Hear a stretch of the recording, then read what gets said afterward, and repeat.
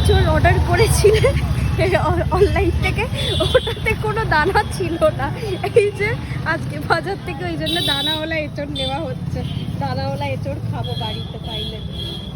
উনি কেটে দিচ্ছে। হ্যাঁ হ্যাঁ, অনলাইনে কেটে দেয় না, কেটে দেয় না।